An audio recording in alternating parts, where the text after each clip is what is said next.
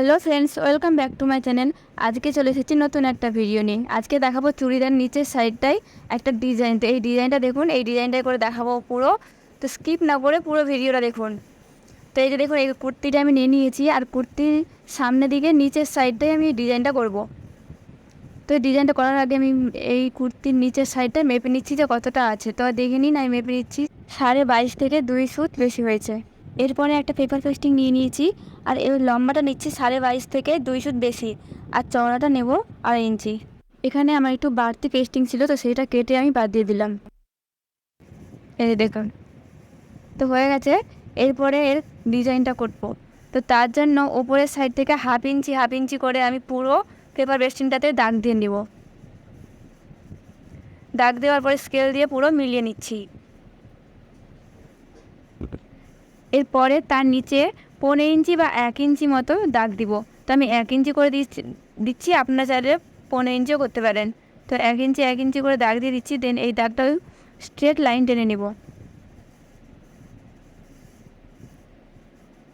এইবারে আমাকে ডিজাইনটা করতে হবে, তো একটু উল্টে নিচ্ছি, আর এইভাবে রেখে আমি ডিজাইনটা করব। তো এর জন্য একটা বোতলের ঝাঁপ নিয়ে নিয়েছি আমি, আর এই ঝাঁপটা বসিয়েই ঠিকঠাক করে ডিজাইনগুলো করব। তো ডিজাইনটা করব, দেখুন ওপরের সাইডে ওপরের লাইনটাতে একদম ঠেকিয়ে দিয়ে ডিজাইনটা করতে হবে, গোল মতো শেপ দিয়ে নিতে হবে। তো এইভাবে করে সবগুলো করব। ঝাঁপটা যাতে ওপরের দাগটাতে একটু ঠেকে থাকে, ওরকম করে বসিয়ে আমাকে ডিজাইনটা করতে হবে। তো সেমভাবে সবগুলো ডিজাইন আমি করে নিব। আর একটা কথা বলে দিই, আপনারা চাইলে এই ডিজাইনটা বড় মতনও করতে পারেন, মানে একটু বড় ঝাঁপ বা বড় কিছু দিয়ে একটু বড় মতনও করতে পারেন। তো সেইভাবে আমি আমি এইটা দিয়ে করে নিচ্ছি, দিয়ে পুরোটা করে তারপরে দেখাচ্ছি। তো দেখুন, পুরো পেস্টিংয়ে আমার ছাপটা তোলা হয়ে গেছে, ছাপগুলো তোলা হয়ে গেছে। এরপরে কেটে নিতে হবে। তো দেখুন কিভাবে আমি কাটছি। উপরের সাইডে যেই দিকটা বেশি বাড়তি আছে সেই দিকটাই আমি একদম সেম দাগ বরাবর কেটে নিচ্ছি। একটু এদিক ওদিক করে নয়, একদম দাগ বরাবর পুরোটা কেটে নিতে হবে। আর এই পেস্টিংটা খুব আস্তে আর সাবধানে কাটতে হবে। সো পুরোটা কাটা হয়ে গেল আমার, দেখুন। আপনারাও একইভাবে কেটে নেবেন। এবার একটু খুলে আমি দেখাবো যে কেমন লাগছে। তো দেখুন, এই যে এরকমই আমার নিচের সাইডটা হবে। তো এবার এটা কি করব, আমি একটা মেন কাপড়ের উপরে দিয়ে পেস্ট করে নেব। তো কাপড়টা নিয়েছি 2.5 ইঞ্চি চওড়া করে, কাপড়ের উল্টো দিকটায় নিচের দিকে হাফ ইঞ্চি ছেড়ে পেপার পেস্টিংটা আমি রেখে দিব। দিয়ে আমার রাখা হয়ে গেছে। এরপরে এর উপর দিয়ে আমি আয়রন করে নিচ্ছি। দেখুন, আয়রন করে নিলে একদম পুরোপুরিভাবে পেস্ট হয়ে যাবে কাপড়টার সাথে। সো দেখুন, এটা হয়ে গেল। আর নিচের দিকে যে হাফ ইঞ্চিটা রেখেছিলাম সেটা আমি মুড়ে এইভাবে করে সেলাই করে নেব পুরোটাতে। শুধু নিচের দিকটাই করতে হবে, ওপর দিকটা না।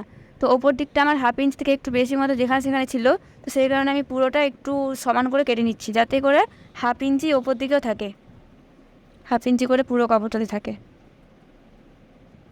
সো বাড়তি কাপড়টা কেটে নিলাম।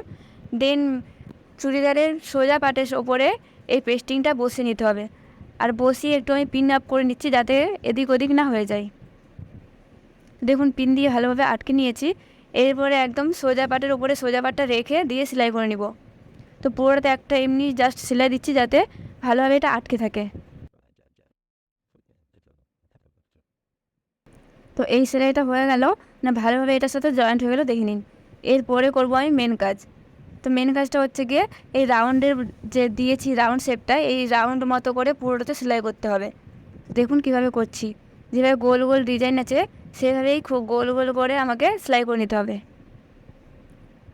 এটা খুবই আস্তে আস্তে সাবধানে করতে হবে যাতে এদিক ওদিক না হয়ে যায়। পেস্টিংয়ের একদম গায়ে গায়ে সেলাইটা করতে হবে।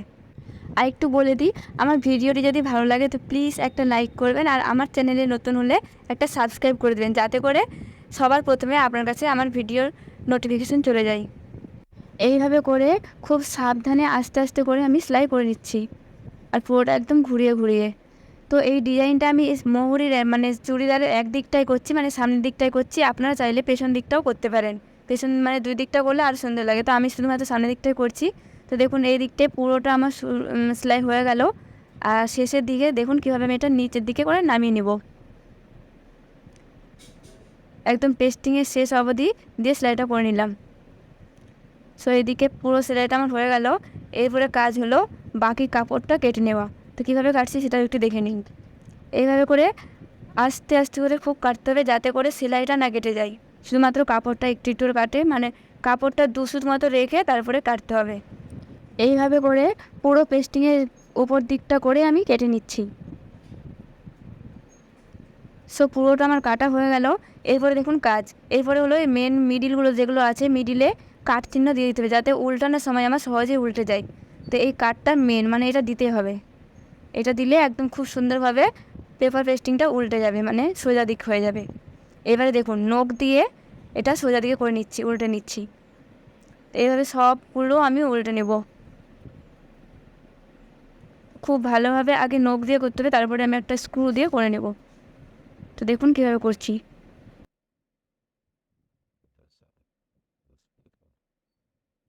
তো সবগুলো দেখুন সোজা দিকে করে নিলাম, মানে উল্টে নিলাম। এরপর স্ক্রু দিয়ে একটু ভালোভাবে ভেতরের দিকে করে ভরে নিচ্ছি, যাতে ঠিকঠাক করে বসে যায়। তো পুরোটা এইভাবে করে নেব। তো এটা করার পরে আমি পুরো নিচের দিকটাই আমি আয়রন করে নিয়েছি। এরপরে উল্টো দিকে যে পেপার পেস্টিংটা চলে আসলো সেইটা আমি সেলাই করে নেব। এই সেলাইটা আপনারা চাইলে হাতে সেলাই দিতে পারেন। তো এটা আমি মেশিনে সেলাইটা দিয়ে দিচ্ছি, আর মেশিনে যেটা সবচেয়ে ছোটো সেলাই, সেই সেলাইটা দিয়ে এইটা আমি সেলাই করছি। তো দেখুন এইটা পুরোটা আমার হয়ে গেল। এরপরে পেছন পাটের যে মোহরিটা আছে, মানে নিচের সাইডটা, সেইটা ডবল ফোল্ড করে মুড়ে নেব। এইভাবে ডবল ফোল্ড করে নিয়েছি, দেন মুড়ে নিচ্ছি। আর এটা মোড়ার পরে পুরো চুড়িদারটা আমার কমপ্লিট হয়ে যাবে। আর আমি এই চুড়িদারের গলার ডিজাইন, হাতের ডিজাইন খুব সুন্দর করে করেছি। আমি ডেসক্রিপশনে লিঙ্ক দিয়ে দেবো, আপনারা চাইলে দেখে নিতে পারেন। তো দেখুন পুরো চুড়িদারটা কমপ্লিট করার পর কেমন লাগছে। এই হচ্ছে হাতের ডিজাইনটা, আর গলার ডিজাইনে কুচি দিয়েছি। সো ভিডিওটি কেমন লাগলো জানাবেন। টাটা।